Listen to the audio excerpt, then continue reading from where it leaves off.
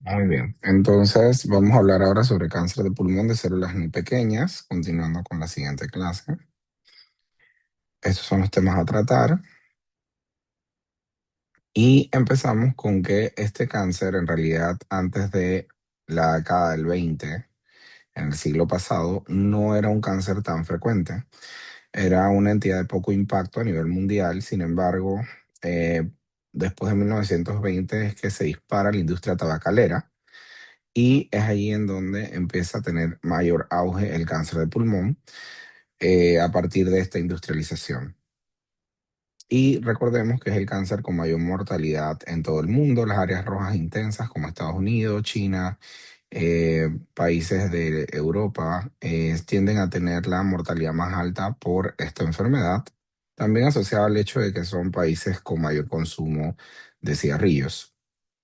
Y en incidencia, la tendencia es que ha ido disminuyendo un poco la incidencia en el mundo, pero sigue siendo el número uno a nivel mundial, tanto, sobre todo para hombres.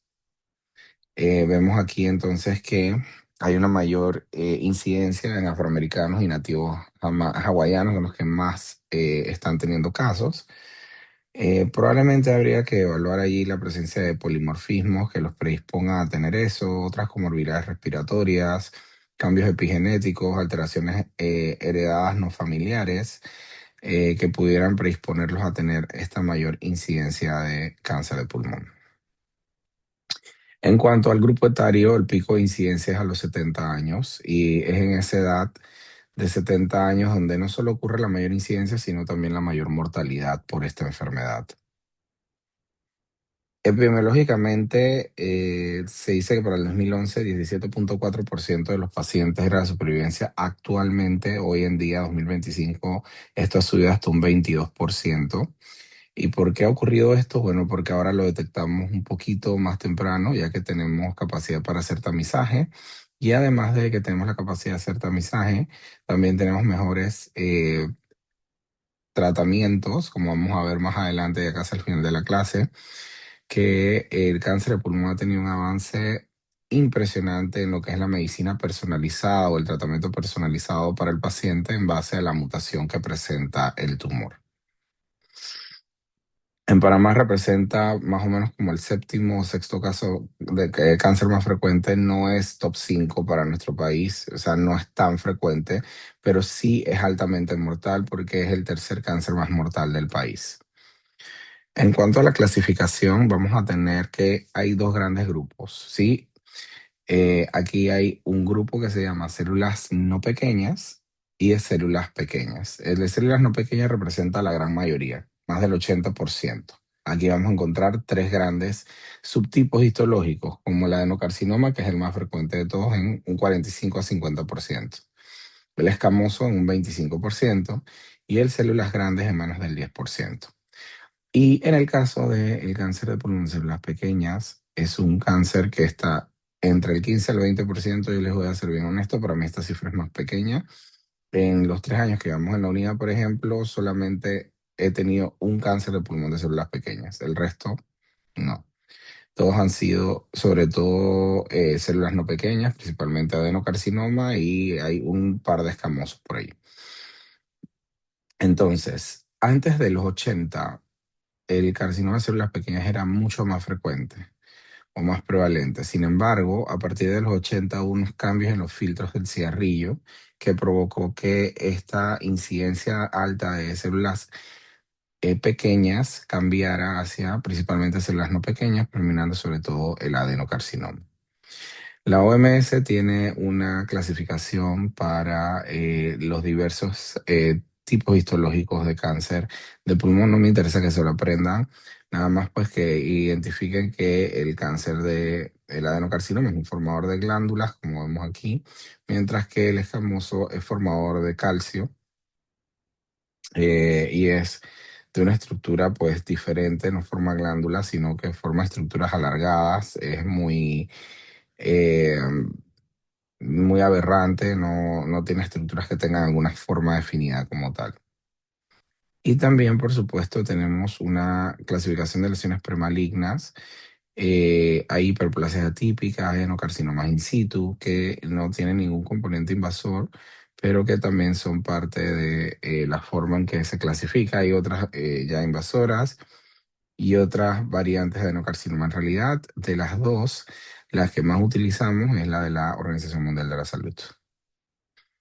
En histología escamosa, también lesiones premalignas, hay una displasia leve que se modifica posteriormente a moderada severa y finalmente se transforma en un carcinoma in situ escamoso. El cáncer de pulmón fisiopatológicamente no podemos hablar de él si no hablamos de mutaciones conductuales o mutaciones generadoras o driver mutations, que son alteraciones genéticas que aparecen en la célula del pulmón, en este caso el neumocito generalmente, que es la unidad funcional principal del pulmón, y generará esta formación de cáncer, ¿ok? La principal mutación es la mutación del KRAS. Es la principal mutación del pulmón, cuenta por casi más de un 30%. Aquí sale un 29.9%, ¿ok? En esta publicación específica.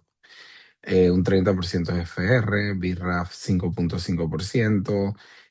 Tenemos también genes de fusión RET, ROS1, ALK, que la vamos a ver más adelante.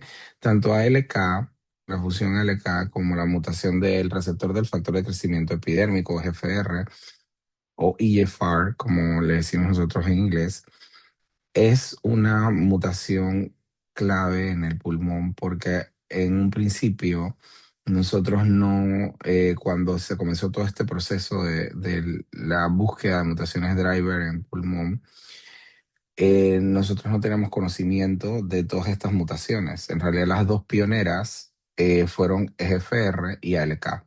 Así que han sido precisamente las dos mutaciones en las que más desarrollo de medicación se ha tenido y más avance en cuanto a tratamiento. Ok, las otras poco a poco se han ido sumando. Por ejemplo, les puedo decir que de las últimas, la mutación del ERB2, que es el HER2 amplificado, es una mutación que ahorita mismo está agarrando cada vez más importancia. La mutación del BRAF, V600E, que es otra mutación que antes, pues eso ha existido siempre, pero digamos que no se había enfocado un tratamiento hacia esta y está dando resultados muy prometedores.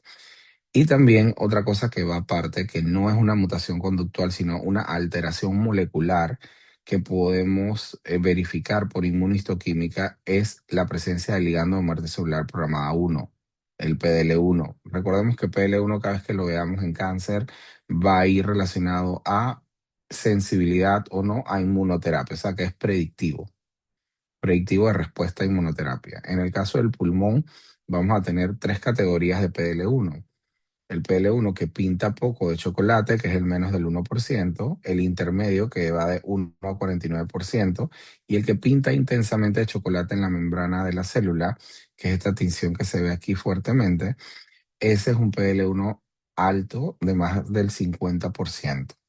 Entonces, ¿qué sabemos de esto? Que aquellos que tienen PL1 alto e intermedio van a tener respuesta a la inmunoterapia. Los PL1 bajos, sus respuestas son un poco menores. Entonces, inclusive son tan fuertes las respuestas a inmunoterapia que un PL1 mayor del 50% podemos utilizar inmunoterapia solita sin necesidad de añadirle quimio.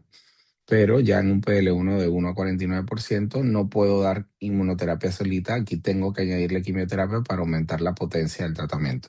Es parte de de cómo se interpreta para nosotros el PL1. Y esto es importante también porque no quiero que lo mezclen con las mutaciones driver.